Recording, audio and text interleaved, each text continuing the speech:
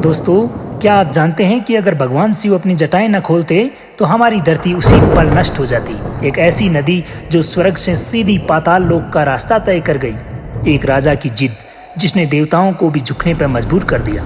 आज हम बात कर रहे हैं गंगा दशहरा की। वो पावन दिन जब स्वर्ग की नदी गंगा महादेव की जटाओं से होते हुए पहली बार धरती पर उतरी। लेकिन माँ गंगा को धरती पर लाने के पीछे क्या थी पूरी कहानी? क्यों उन्हें शिव की जटाओं में कैद होना पड़ा? और गंगा दशहरा के दिन ऐसा क्या करने से आपके 10 बड़े पाप धुल सकते हैं? सब कुछ जानेंगे आज इस वीडियो में। वीडियो को अंत तक जरूर देखें क्योंकि आज की ये कहानी आपकी सोच बदल देगी।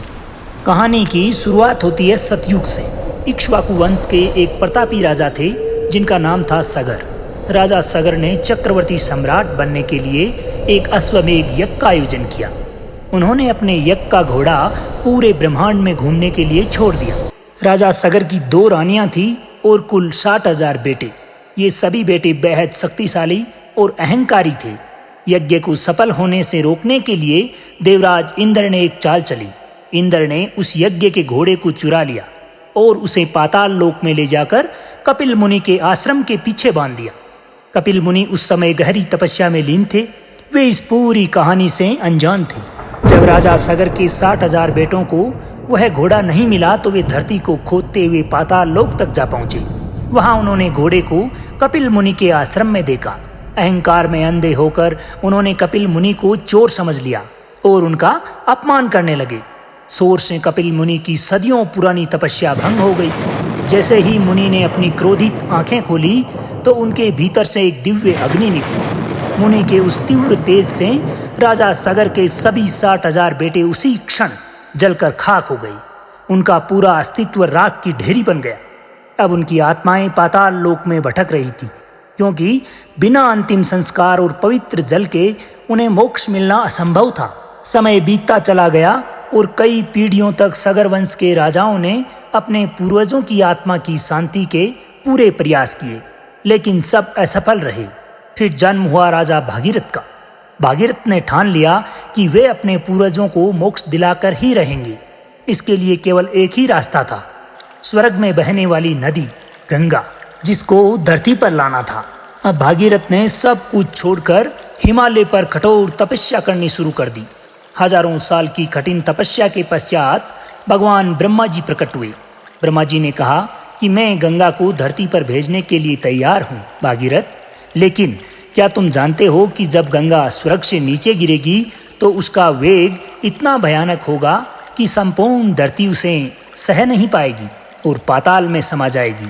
इस ब्रह्मांड में केवल भगवान शिव ही है जो गंगा के वेग को संभाल सकते हैं। अब भागीरथ के सामने एक और बड़ी चुनौती थी, लेकिन भागीरथ ने भी ये ठान लिया था कि उसके पूर्वजों को मोक्ष दिला के ही रहेगा। वो एक बार फिर भगवान शंकर को प्रसन्न करने के लिए एक पैर पर खड़े होकर तपस्या में लीन हो गए। अब भागीरथ की इस कठोर तपस्या से भोलेनाथ प्रसन्न हुए और उन्होंने माँ गंगा को अपनी जटाओं में रोकने का आग्रह स्वीकार कर लिया। लेकिन स्वर्ग से निकलते समय माँ गंगा को अपने वेग पर बहुत घमंड था। माँ गंगा ने सोचा कि वह शिव को भी बहाकर पाताल लोक ले जाएंगी। अंतर्यामी शिव गंगा के इस अहंकार को भांप गए। जैसे ही गंगा स्वर्ग से नीचे गिरी, भगवान शिव ने अपनी विशाल जटाओं को फैला दिया। अब गंगा भगवान शिव की विशाल जटाओं के जाल में ऐसे फंसी कि बाहर निकलने का कोई रास्ता ही नहीं मिला। वे कई दिनों तक शिव के बालों में ही घूमती रही। भागीरथ ने फिर से भगवान शिव से प्रार्थना की। तब महादेव ने अपनी जटा की एक लट को खोला और गंगा को बेहद शांत धारा के रूप में धरती पर बहने का रास्ता दे दिया। जिस दिन यह अद्भुत घटना हुई उसी दिन को आज हम गंगा दशहरा कहते हैं। अब भागीरथ अपने रथ पर आगे आगे चले और माँ गंगा उनके पीछे पीछे पाताल लोक तक गई, जहाँ सगर के पुत्रों का उद्धार हुआ। भागीरथ के इस कठिन प्रयास के कारण ही गंगा का एक नाम भागीरथी भी पड़ा। शास्त्रों के अनुसार गंगा दशहरा के दिन गंगा स्नान करने से मनुष्य के 10 प्रकार के पाप नष्ट हो जाते हैं। इनमें 3 कायिक, 4 वाचिक और 3 मानसिक पाप भी शामिल है। अगर आप गंगा नदी तक नहीं जा सकते तो अपने घर के नहाने के पानी में थोड़ा सा गंगा जल मिलाकर ओम नमो गंगाय विश्वरूपिण्ये नारायणाय नमो नमः मंत्र का जाप करें। इस दिन दान पुण्य करने से फल कई गुना अधिक मिलता है। तो दोस्तों, ये थी भागीरथ के दृढ़ संकल्प और माँ गंगा के धरती पर अवतरण की अद्भुत कहानी। इस वर्ष के गंगा दशहरा के इस पावन अवसर पर माँ गंगा की कृपा पाने के लिए क्या कर रहे हैं, इसे कमेंट में जरूर बताएं।